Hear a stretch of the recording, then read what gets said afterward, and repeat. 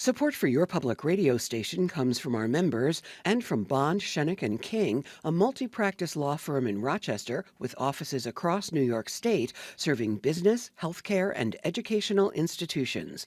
Online at bsk.com.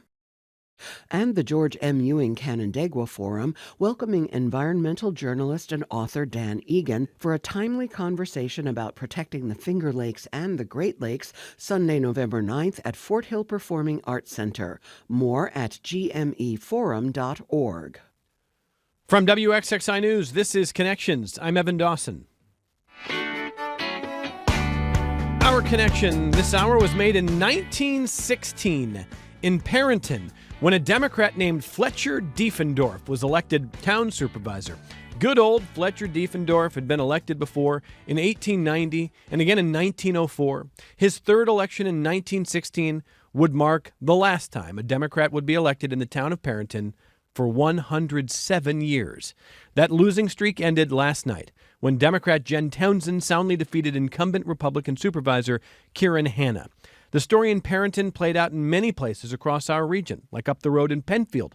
A couple of years ago, we first heard the name Kevin Barry on election night when the vote totals showed that Barry had won a seat on the Penfield Town Board by one vote. Last night, Barry was elected town supervisor, the first Democrat to win in Penfield in more than 40 years. Democrats won victories in Mendon and Webster and Greece, and they did it not by forging huge upsets by the numbers, but by building voter registration advantages in places where they used to be way behind. Last night was the night that Monroe County really became a blue county. Not purple, certainly not red anymore, but political success can be fleeting. Remember 1 year ago when around 90% of American counties, including almost every county in New York State, moved politically to the right. Last night was the opposite. Counties moving to the left in New York and Virginia and New Jersey and beyond. For Democrats to build last night's wins into something more durable, they will have to govern well, and they will have to campaign effectively. Now, Zoran Mamdani, a Democratic socialist, wins in New York City. But in the suburbs and smaller towns of western New York, the Democrats don't resemble Mamdani at all. Most were self-described moderates, and they will have to win again in just 1 year because of election law changes in New York State. Starting in 2026, town races will be run in even-numbered years, so these historic wins for Democrats will last 12 months, and they'll have to do it all again. We're going to work through the results in different places with my WXXI colleagues this hour. We're going to welcome your feedback. Later this hour, we're going to be joined by the chair of the local Democratic Party, Stephen DeVay. And I want to mention a little shout out to a man named Bill Perret as we start here. Bill is the records guy. Bill is the historian in the town of Perinton who helped out, and thanks to John Baines, who was sending me some info as well. But Bill Perret in Perinton, I love that there are local historians who can dig this stuff up. Thank you, Bill. We're going to need them in places like Mendon and Rush and Greece. We didn't know all these results were coming, so let me welcome our guests in studio here. Our guests are just my colleagues, Jeremy Moule, Brian Sharp, Gino Fanelli, all with us here, working last night, living on pizza, back on Connections today. Hey, guys. Hey, Evan. How's it going there? Got home at 1:30 in the morning, and now I'm here. So early or late great. For an election night? Standard, I think. Yeah, pretty much standard. Yeah, I'm getting older. Yeah. Well, so let me ask all three of you, for a little bit of your own 30,000-foot view here. Gino, did I overstate it in the intro, or was this the night that Democrats have hoped for years on the local level? So we've been talking about this for the past, couple weeks of what to expect, and I think all of us kind of had this idea that there was going to be some major Democratic wins, but I didn't expect it to be this sweeping. Every town supervisor seat in which it was a contested race went to the Democrats, save for Pittsford. Pittsford was the only one that had a challenged seat against a Republican, Bill Smith. Kathy Koshikar, the town board member, failed to unseat him. But even in that town, the entire town board flipped to Democrat. Mm-hmm. So that's going to be an interesting scenario for town supervisor Bill Smith going forward, having an entire Democratic town board that he's presiding over. But overall, I think this was a massive night for county Democrats. This was a sweeping victory, and for the Republicans, I think it they're going to have some tough conversations going forward. Yeah, Brian Sharp, I'm old enough to remember covering Steve Minerick back in the day. And Steve Minerick presided over a pretty dominant time in Republican politics locally. All of his predecessors, just to be blunt about it, from Bill Rylick to David Dunning, Bernie Iacovangelo, recently Patrick Riley, now it's Peter Elder, a man who's not been on this program and is welcome anytime he wants. In fact, Peter, if you're listening, call the show right now. We can talk for an hour if you want. But I don't know if this is a rejection of the Republican Party brand. I don't know if this is a trickle down of sort of the reaction to Trumpism nationally, or if this is just mismanagement from Republicans locally. But clearly, this has been a couple of decades brewing, and it is not good for Republicans locally. Yeah, we've been hearing, I think when Elder came on, his message was very much the same as Riley before him of this is a time, we need to be rebuilding and such. He said the same last night. But, we've been covering for years the shifting enrollment numbers. Townsend in Perinton said last night, this is beyond the enrollment. Her comment was that this isn't just about the candidates here tonight. There's a lot of work that's been going on for years, and this is us basically riding the wave to shore. Yeah, I think that's pretty well said, because Jeremy Moule, if all you knew in a town like Perinton was no Democrat had won in 107 years in the supervisor seat, you would not think, yeah, Democrats have an enrollment advantage. If all you knew in Penfield was it's been since the early 1980s, you wouldn't think that they have an enrollment advantage. But the party has built brick by brick, and the Republicans have seen an erosion brick by brick. So in that sense, it wasn't upsets per se, given the enrollment advantages, but you still got to go out and do it. You still got to go out and win, right? Right. And what you mentioned, I've watched it happen over a long period of time. I was thinking about this wave last night and thinking about the only thing comparable I've seen is the wave that came in with Barack Obama in 2008. Democrats have been working a long time to make inroads into these towns, and some of it started with the legislature, some of it started with town boards.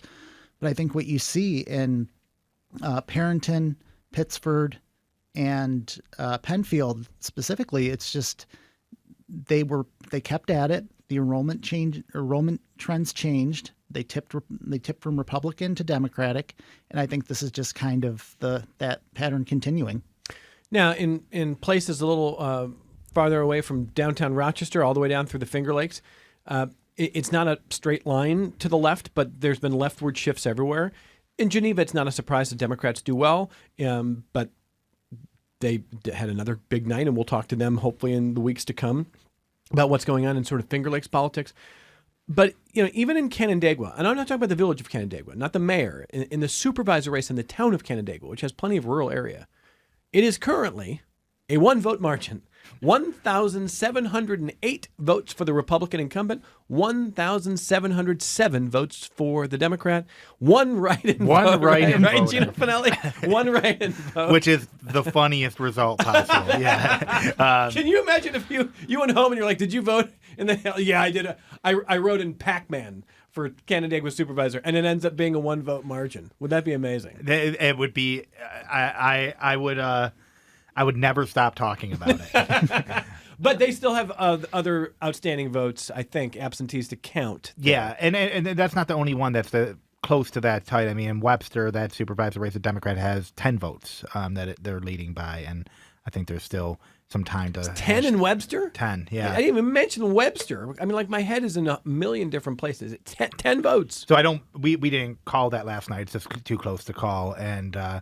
we'll see in a couple of days how that pans out. But yeah, I mean, that's a really good message that every vote does matter, because you can come down to a case where it's literally one vote that is dividing who wins and who doesn't. Absolutely. It's 45 votes in the county legislature race out in Chili, yes, where Marvin Stefferson, the Democrat, who has run a couple times before, challenged again and currently leads by 45 votes before they do a little bit more counting there, right, Jeremy Moule? Correct. And if Democrats pick up that seat, that's a get for them. They add to their majority in the legislature, and they take away what has been a reliably Republican seat. Right now, that's held by Steve Brew, who is the Republican conference or caucus leader.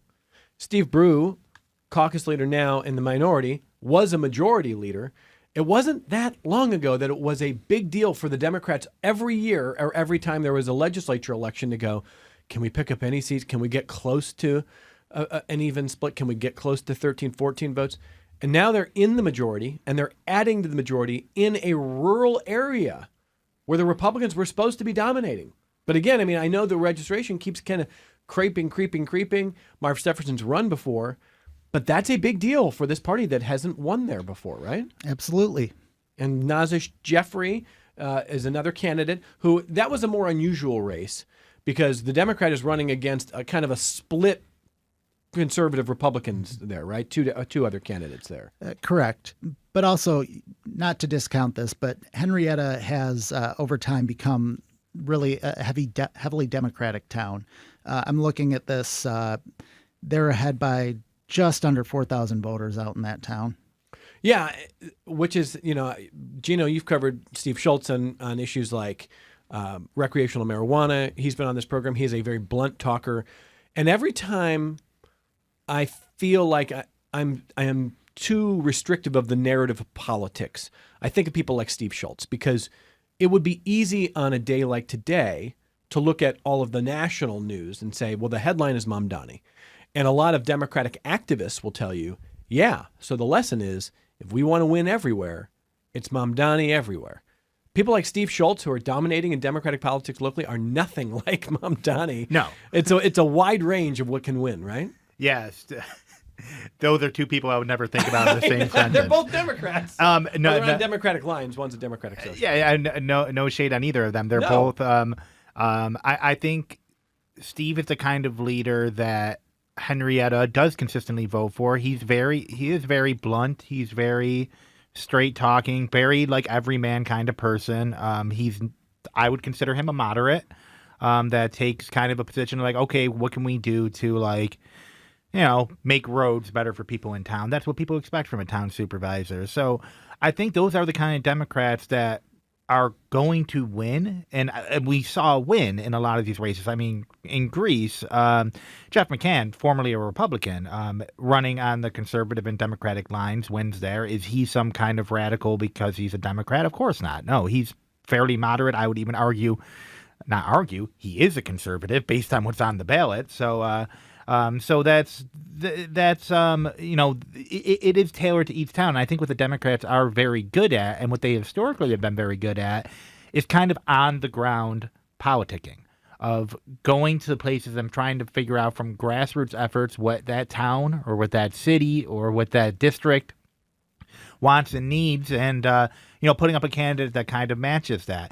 But I would say that's not the Mamdani kind of effect held true in the city of Rochester. Yeah. I mean, the city council race, the highest vote getter was Kiki Smith, who ran on the very Democratic Socialist aligned People's slate. Stanley Martin was second, also running on that slate. So there are places, even in this county, where that kind of rhetoric and that kind of political affiliation does have power, and people do want to vote for it. The city, not surprising that that's the case, but it is the kind of thing where, you have to look at the kind of demographics and the kind of political messaging that's happening in these places and put up a candidate that matches that. All right, let's grab that phone call that's coming in, because I see the phone starting to ring. It's 844-295-TALK, 844-295-8255, 263-WXXI if you call from Rochester, 263-9994. Email me, connections@WXXI.org, and let me know what's going on in your little slice of the woods politically, and if anything has surprised you. There's so many great stories, and Gino is making a really important point here. We're going to talk about the moderates that happen in these really contested races, but yes, in American cities, Mamdaniism, to the extent that that's what you want to call it, is alive and well. So it depends on your geography. It's not a perfect, smooth narrative everywhere you go. And I want to listen to a bit of sound from last night with Jen Townsend, who is newly elected supervisor in the town of Perinton. Let's listen if we have that. I think it's clear that the people of Perinton have spoken. They are ready to see some new people in charge. And we are beside ourselves. It's been a full sweep for the town. It's pretty big. So being up here tonight is really meaningful. What's something that we did that's different is we just came as ourselves. We are who we are. We've been ourselves the whole time through this process, and the people are ready for genuine, authentic leaders who tell the truth, who listen to the people that are living in the community and want them engaged. And I think that's the message that was conveyed here tonight. And that's something that we're ready to do. That's Jen Townsend, the next supervisor in the town of Perinton, and the first Democrat to be the supervisor of Perinton in 107 years. Someone who knows Jen well, is from Perinton himself, and is a member of the Monroe County Legislature, and he's on the line. It's John Baines. Hi, John Baines. How you doing, sir? Hi, Evan. You get any sleep, John? I'm great. Oh, I got some sleep. I just stepped out of Fox Deli over here on Winton Road to talk to you, and I listened to the remarks that Jen made. You know, she's my former student, and of all of her wonderful characteristics and qualities, she's such a great communicator, isn't she? Is there anybody who's not your former student? Every time I talk to you, you're talking about a former student. I was wondering the same thing. You've taught for a while, John Baines. And I know. Go ahead. I actually taught I taught both parties. In this particular election, I only had 2 of the 5 candidates for my former students. Oh. Well, I just want to ask you about one thing that maybe stands out to you in Perinton, because I know that you had mentioned in the last 24 hours the shift that you've seen going back roughly a decade. So when people are trying to do the forensic analysis of what this means for Democrats, what it means for Republicans, how local these results are, and whether they have anything to do with national politics, it seems like you do see some through lines. Can you talk about that? Sure. You know, of course, everything comes down to the candidates. You have to have high-quality candidates, and the slate that ran in Perinton with 5 spectacular, talented, hardworking people. But you played golf, Evan. I've seen you play golf. It's a lot easier when you're playing downwind, and there are conditions that exist that both motivate people to get involved, motivate people to vote. And there is no doubt in my mind that the last 10 years in the United States of America has completely altered the town of Perinton in terms of its political culture, and the numbers bear that out.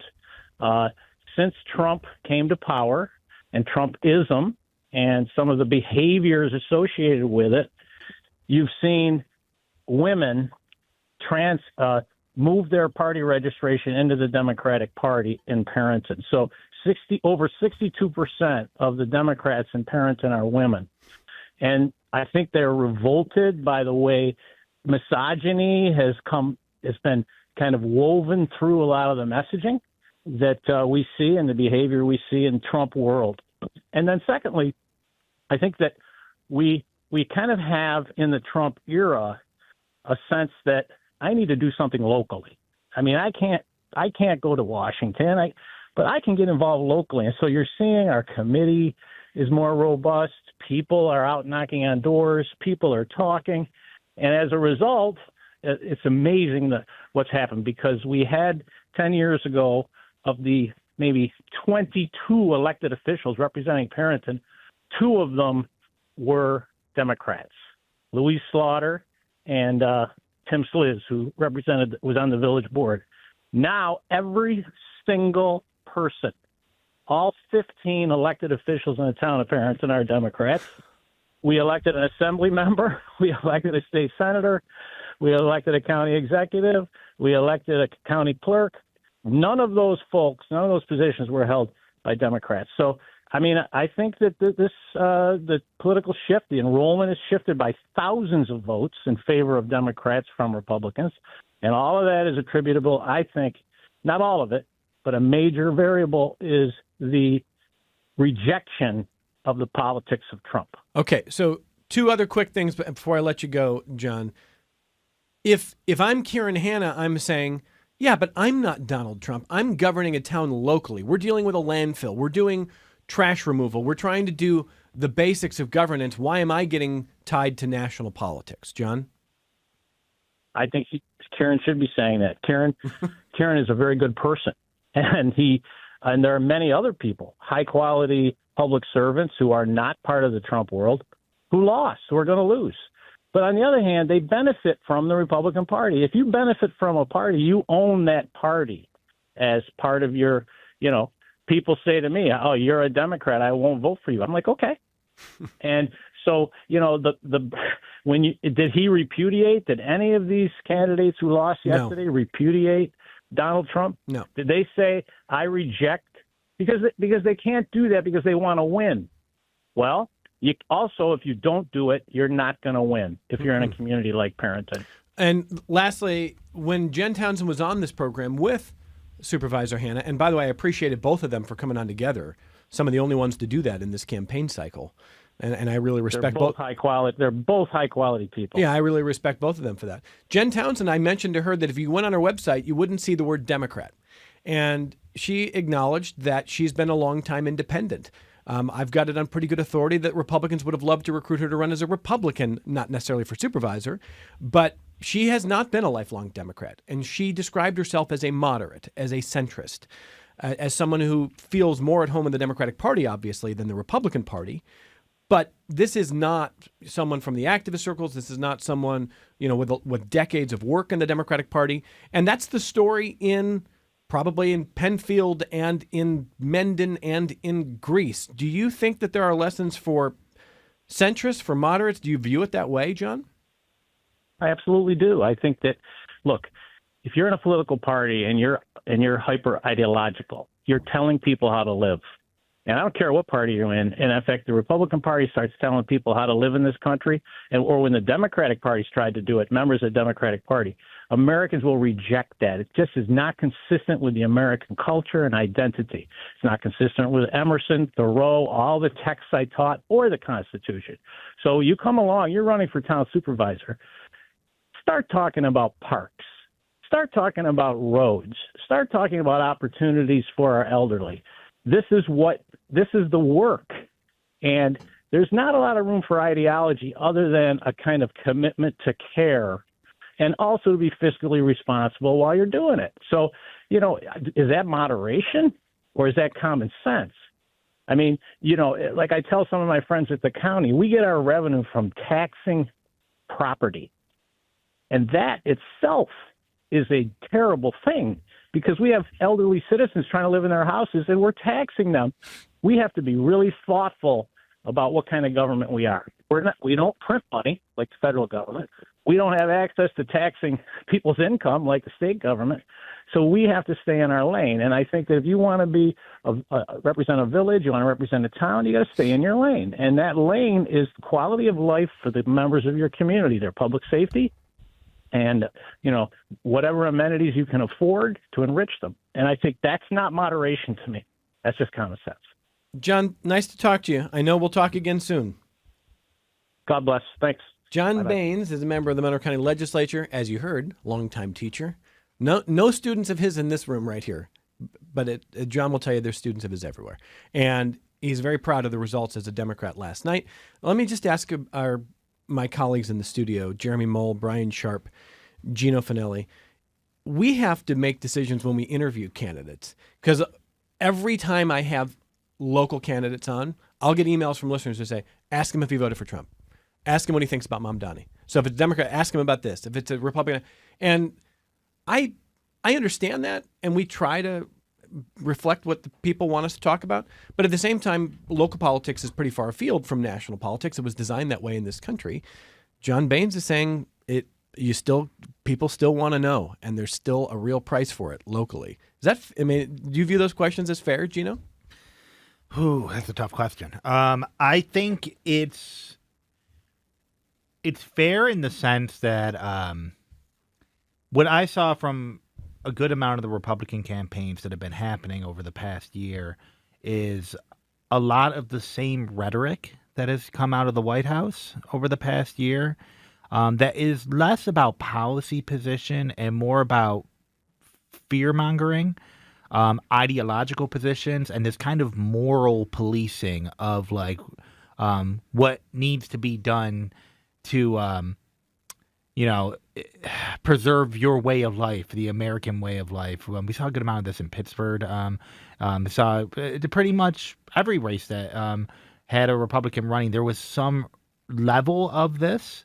And it is the kind of thing where does it have any merit or bearing here to say, there's an invasion of illegal or undocumented immigrants coming into the country, and they're stealing our way of life and ruining the economy. Like, how does that affect a town supervisor seat? Like, dude, like your job is to like fix the roads.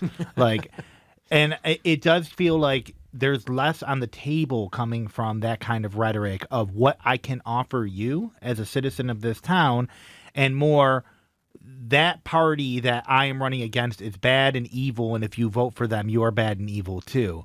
And I think voters are, especially on the local level, and this was a very local race where you have the most informed voters that are voting. That's the way it tends to go when you have races like this. They're getting tired of it, and it's blustery. It doesn't really have much substance to it. It panders to the lowest common denominator, and it panders on fear and anger and rage and like all of these things that like a town supervisor doesn't need to be doing. Like, you just don't need to have those kind of ideological positions to run your race. One other side note, and before I get your colleagues, and then we're going to bring in Stephen DeVay from the Democratic Party. I do think, Gino, you're right to say in quote unquote off year, I don't like down year, whatever, non-national election years, you do have very committed people voting, and they vote in smaller numbers than the national years, but they're very committed. I don't love changing local elections to even year, which is what they're doing in a year.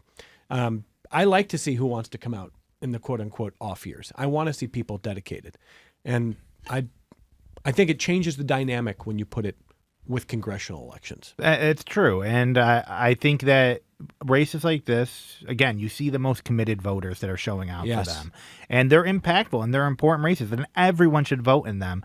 But if you're running a campaign in one of these kinds of years and you're just shooting for the lowest common denominator, you are probably running a doomed campaign, is the way I see it. Brian, fair to ask local candidates about Trump, Mamdani, et cetera? Well, the thing that I was thinking of, I called up, and one of the final last day mailings, if you were in Greece, was a mailer paid for by the state Republican Party linking town board candidate Amaret Miller to Mamdani. Yeah, that's a good right. Good catch. It was odd, and I think she posted them all on social media, and it's like I've never met the man. So that was and how New York City politics play into. But you heard that from some folks. You heard that concern of I'm trying. I think it was in Greece that then Hochul and Mamdani were going to be bringing those politics into Greece. So I think it's, I mean, when all politics are actually local, it should stick to probably the local issues. And as far as asking them who they vote for, I don't know. I don't know that really matters in their day-to-day business. Okay. Jeremy Moule? Kind of two minds on this. To Gino's point, if you're a town supervisor, your focus is the roads, the parks, the water infrastructure, the basics of government. At the same time, if you're an elected official, you are supposed to be responsive to your constituents. And if they are concerned about how you may feel about something, they maybe have an obligation to answer that. I think that's actually pretty well said, too. I mean, ultimately, Brian's right. Local government is not the same thing as national government. If your constituents feel like we're in a national emergency and want to know where your party or where you are based on the actions of your party, then maybe you should tell them. And you shouldn't hide your vote. We are in a politically volatile time, and I think this is something that is important to at least some people. Let's take our only break of the hour. We're going to welcome Stephen DeVay, chair of the local Democrats, and we're going to talk about how he sees what was a historic night for the Democratic Party in elections. Support for your public radio station comes from our members and from Mary Cariola Center, proud supporter of Connections with Evan Dawson, believing an informed and engaged community is a connected one. marycariola.org. This is Connections. I'm Evan Dawson, and the outstanding WXXI News team, my colleagues are with me in studio, Brian Sharp, Gino Fanelli, Jeremy Moule, covering the elections. Yeah, and this is the proof. There's no down-year elections. These all matter. A year ago, Republicans felt buoyant. They felt they were going to be on a march. They had every county in the country was moving right. Not every county, like 90%. It was a huge number, and it was happening in New York State. It was happening in blue states. It was moving right. Last night, almost everything moved back to the left. Now, that's politics. It's never staying in the same place for too long. And I'm sure that the chair of the local Monroe County Democrats understands that. But at the same time, Stephen DeVay, welcome to the program. And I have to feel like this is a big one for you, a long time coming. How are you feeling today? Thank you for having me, Evan. And I'm feeling pretty good today, So, as a lot of candidates across the county. are you surprised, Stephen? We talked about 107 years in Perinton, 40 plus years in Penfield. God knows, I mean, has there been a Democrat in Greece? With Gino Fanelli, do we know? The last time I was a Greece Democratic supervisor? Yeah.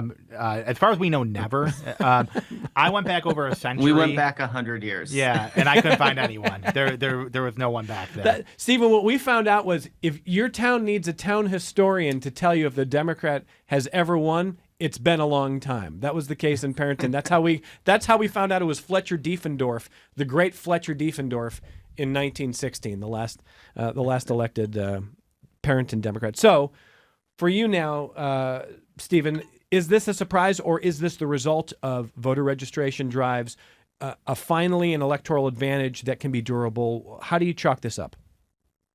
Yeah, I think it's a combination of kind of really several things coming together, right? It is MCDC and the local Democratic Party with our town committees and all of the work that's been going in. We have been putting in that effort to reach out to voters where they're at in their communities, reflecting the ideals that they have over the last several years. And we've been building and showing up and showing out and starting this process of flipping.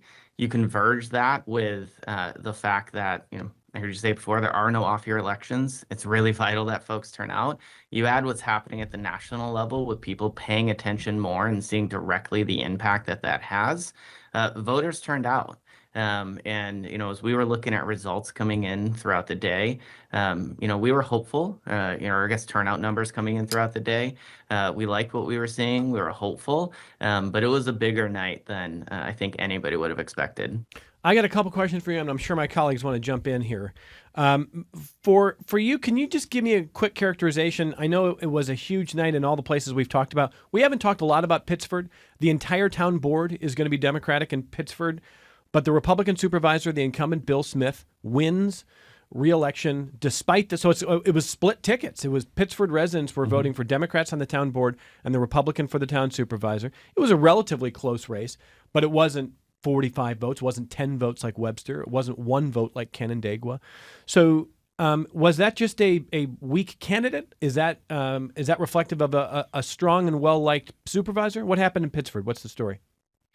Yeah, it's Pittsford is one of those spots where split tickets have been a thing for a little bit in that space. It's not the first time that we've seen success in the town board race, but our supervisor candidate hasn't been successful. It is not a reflection on Kathy. I think that the effort that Kathy put in, knocking doors and sending out that message and really pushing for things that Pittsford needs is part of the reason we were successful on the town board level. She was able to help and carry part of that slate to get them across the line. But it is something. Bill Smith has really strong name ID in Pittsford. It is not the first time, like I said, that they have split, and it for sure will not be the last time that we run really solid candidates in Pittsford as we continue to push to have that supervisor seat. You got a question on the Greece race there, Gino? I do. I think the Greece race is kind of that's the crowning achievement for Democrats this year. That's flipping the county's largest suburb, and first time a Democrat has been in that seat probably ever, as far as we can tell. But it's also kind of a weird one where Jeff McCann, a former Republican, now running as a Democrat, ran on 2 tickets, the Democrat and conservative, which I think for most people listening are wondering, how are these two parties connected to each other? They're not. Yeah, they seem ideologically opposed to one another. So, Stephen, I want to kind of pose that to you. You have a Democratic candidate running on another party line that seems opposed to all the ideals of Democrats. The most Trumpist line. Yeah, the most Trumpist line. How do you square that? Like, how does that kind of make sense for the average person seeing that? How do you kind of reconcile that? Yeah, it's part of New York State in the fact that we have fusion voting where candidates can appear on multiple lines. We could probably have an entire program with lots of folks talking about fusion voting and what should be done with that, kind of across New York State.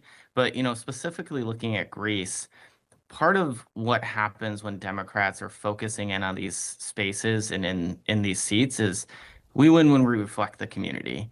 And I'm from the West Side originally, being from Hilton and Parma. I know the style of politics and the things that folks are talking about out there. And Jeff McCann was the candidate that reflected Greece, reflected the things that needed to happen there, and ultimately was successful. There will be a lot of conversations on that conservative line endorsement. And ultimately, the decision for them to endorse him is really a decision that they made. It didn't change anything about Jeff. It didn't change his policies. He still aligns steadfast with the Big Tent of the Democratic Party. And so that's a question that they would have to answer about why they elected to do that cross endorsement. But does it make you feel like weird at all, like watching one of your biggest candidates get that win, and then now you're affiliated with a party that again is just diametrically opposed to everything the Democrats stand for? Like, do you have any kind of feelings on that going forward? Or it's probably not the last time we're going to see that, and it wasn't even the only one in this race. Sheriff Todd Baxter ran on both those lines too, also unopposed. But do you think the future of the Democrat Party is working together with the Conservative Party to defeat Republicans, or is there more delineation that needs to happen here?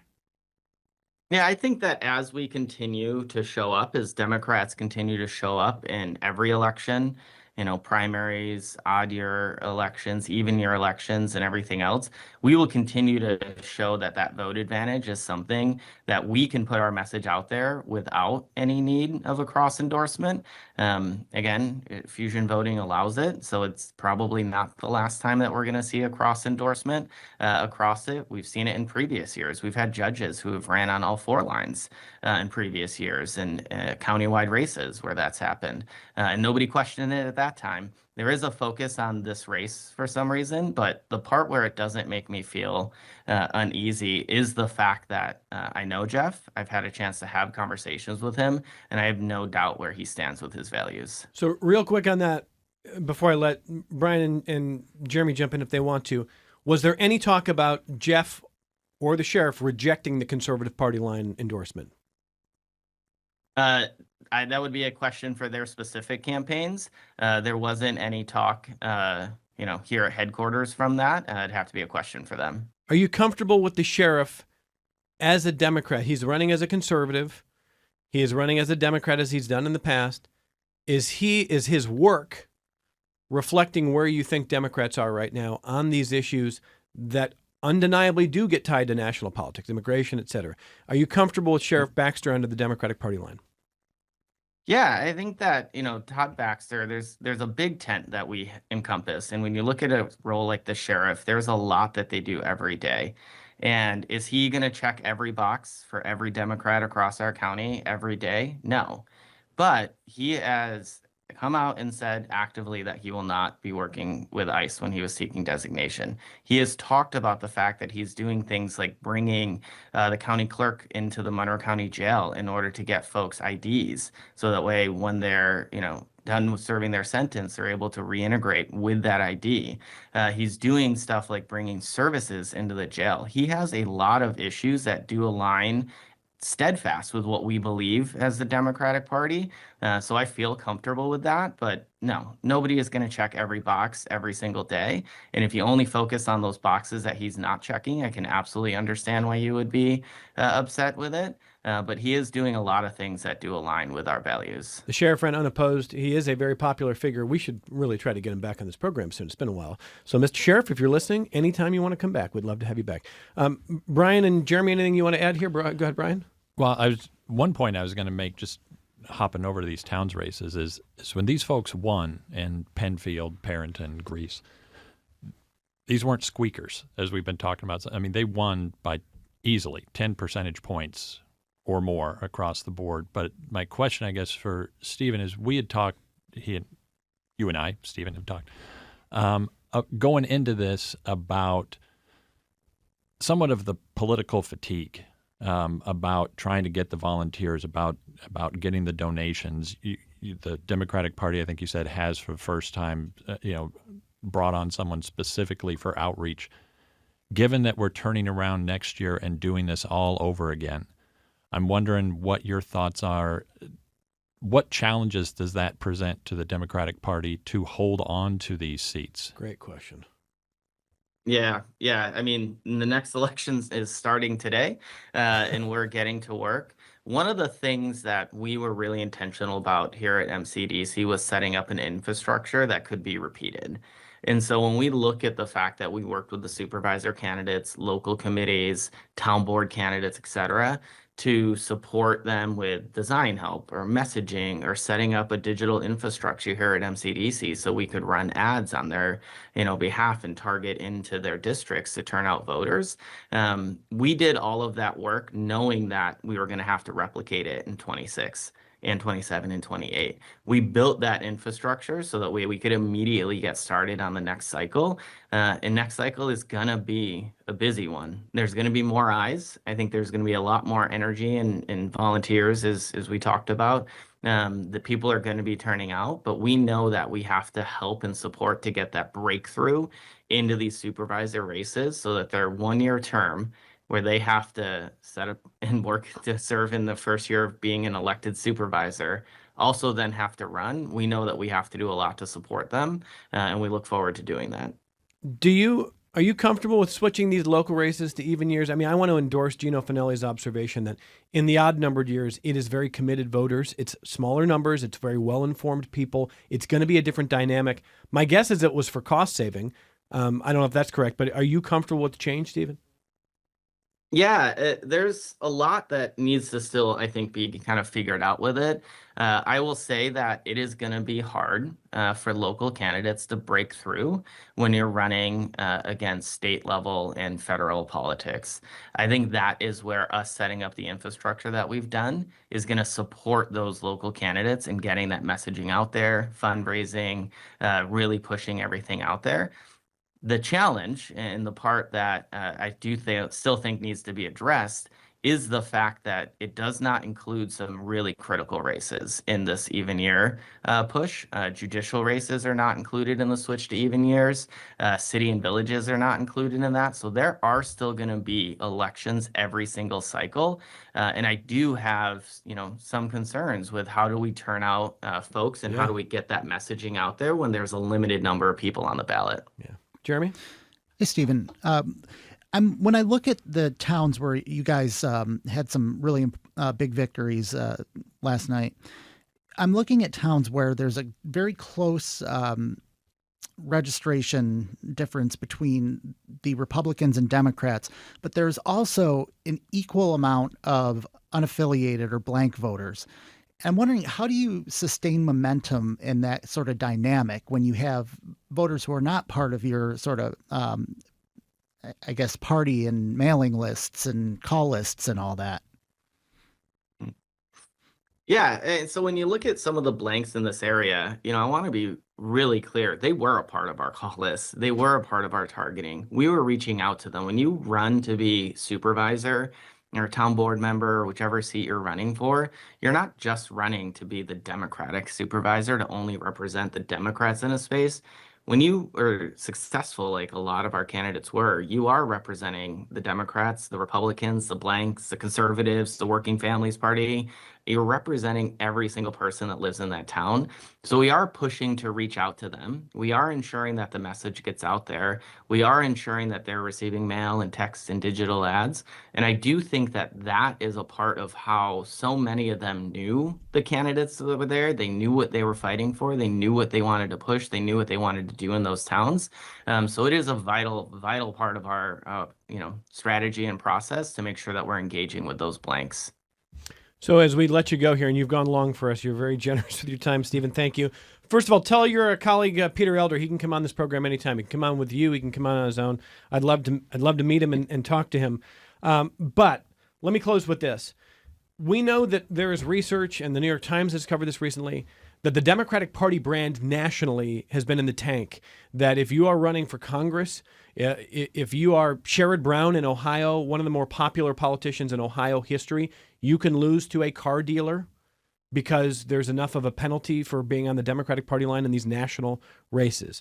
And it's very difficult to be a Democrat in these moments with that kind of penalty. It does not look like there is a local penalty. And I'm curious to know if you think going forward that you can maintain sort of the growing bigger tent at a time when you're going to hear from activists, you're going to hear from people on the political left saying we need Mamdanis everywhere.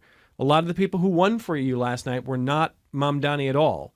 How important is it to have a big tent, and how diverse does the offering need to be for your party? Yeah, I think it has to be, especially in a county like Monroe. We are not a city-only county. We're not a rural county. We're not a dense area. We are a hybrid county, and that means that we have the city of Rochester, which is Democratic and can have some more of those progressive policies. Well, at the same time, we have farmland throughout Rush and Wheatland and Pittsford that are really building up rural areas and have rural issues that they're focusing.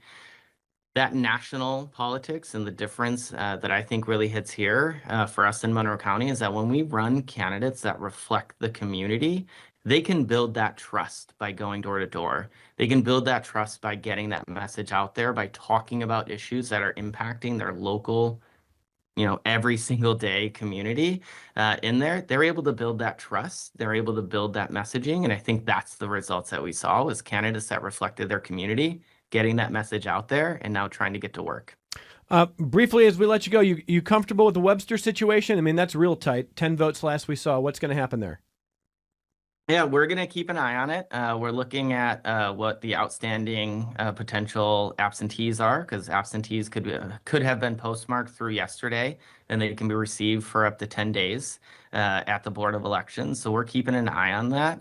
I want to say, I don't think anybody would have thought that we would have been within ahead by 10 votes at the end of Election Day in a town like Webster. Alex ran a fantastic campaign up there, really getting his message out there. And we're going to be with him every step of the way to support through this process, to go through the affidavit reviews and the absentee ballot reviews at the Board of Elections. And we are very hopeful. Thank you for making time. And I know it's been a busy evening. I'm not sure how much sleep you got, Stephen DeVay, but thank you for doing that, and we'll talk to you again soon.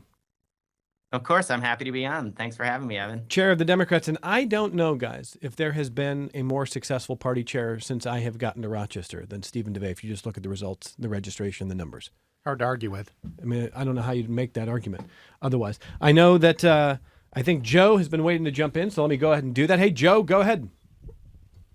Hey, Evan, I had a question, and I was wondering what your panel and your thoughts are on maybe the effect that the Sandra Doorley situation had on the local elections in terms of, and I think it was Steve Brew that had a very cynical response to that whole thing about how the Democrats had a newfound interest in law enforcement, crime.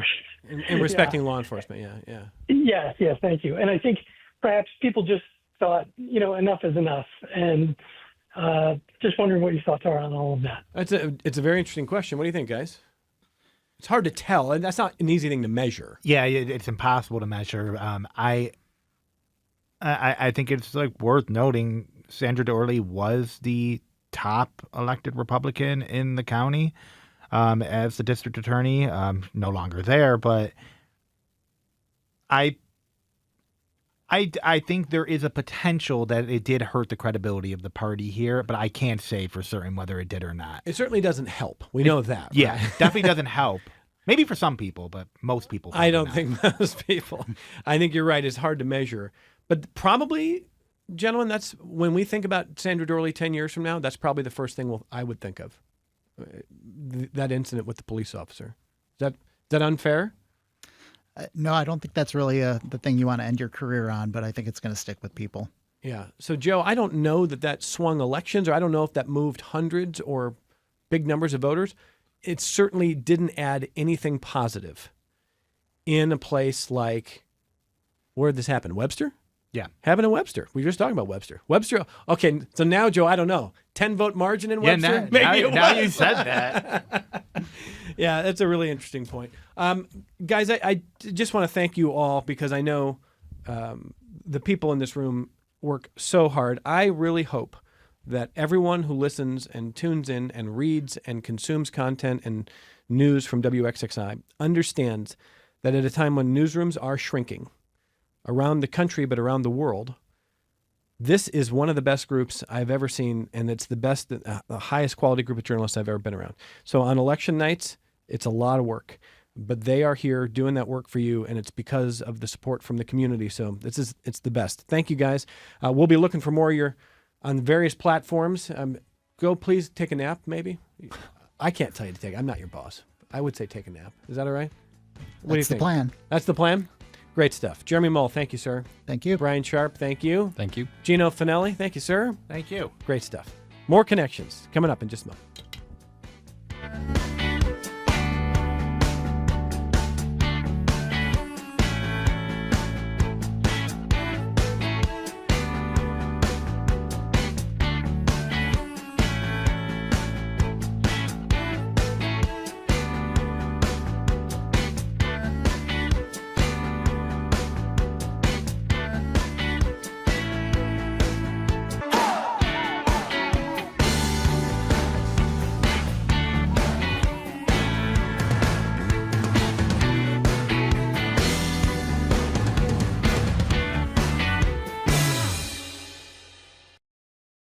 This program is a production of WXXI Public Radio.